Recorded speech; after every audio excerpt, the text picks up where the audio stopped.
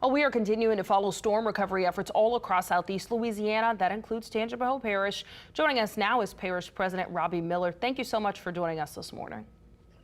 Good morning. I surely appreciate you guys letting us come on and talk to our citizens.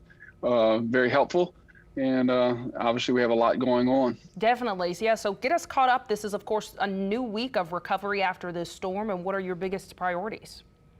Well, yeah, as of right now, I think we're basically 1 week from the storm actually clearing, or for the most part, clearing Tangipahoa Parish. A lot of recoveries happening. We have, I think it's probably a couple thousand Entergy employees working around here.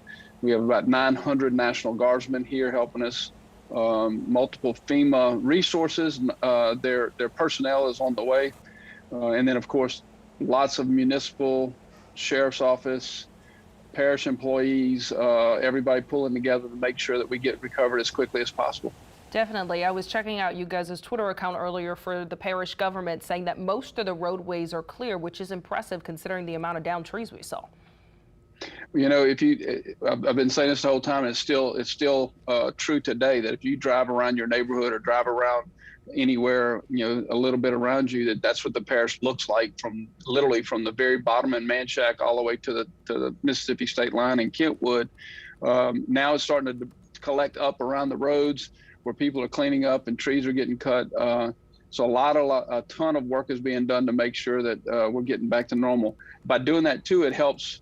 The reason why some of the roads are closed because predominantly it's because of power lines still hanging too low to cross. Sometimes it's a bigger tree, and then there are a few places that it's still a little bit high water down on the very low end of the parish. Sure, and of course we've seen some progress as far as power outages there. How are folks dealing over there with that aspect of the storm? Well, I'm gonna tell you, not having electricity is rough. There's no doubt about it. We're down. I think we have roughly 50,000 people without power. About probably 75% of the parish does not have power. But we, for the most part, probably in the high 90s, 90% or more, has sewer and has water operating.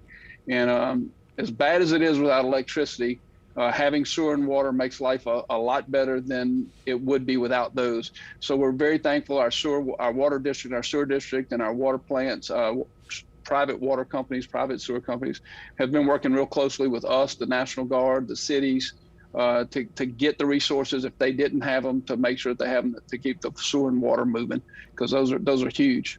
Definitely. And of course, one of the big stories we're following in the aftermath, and one of the most heartbreaking, is those hundreds of nursing home residents who were evacuated to that warehouse in Tangipahoa Parish. Of course, we learned of new deaths in that case this weekend, and it's just absolutely heartbreaking.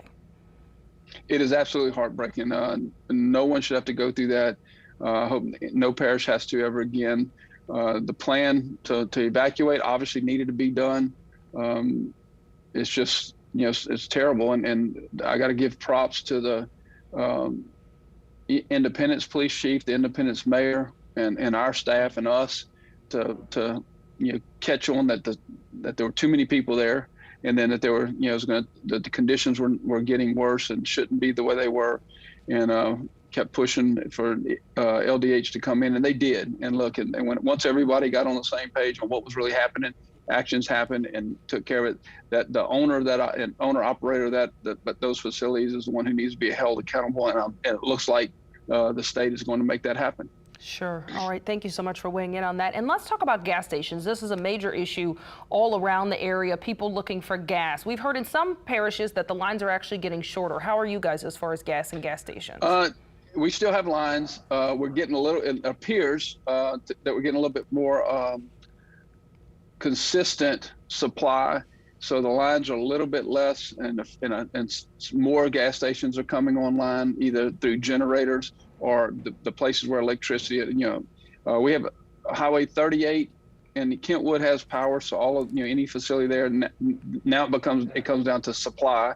Highway 16 and Amite, for the most part, is fully lit. So again, supply. And then Hammond, Highway 190, and parts of Highway 51, parts of Business 51 are all beginning to get lights.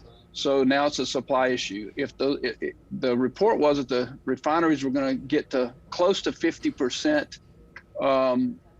by yesterday or today, if they get to that, then we'll start seeing our supply be more consistent which will help us not to have to be in such panic mode to make sure you get gas every day, and which will then reduce the lines and make it a little bit easier. Sure, would definitely be better. We hope that happens soon. Tangipahoa Parish President Robby Miller, thank you so much for joining us.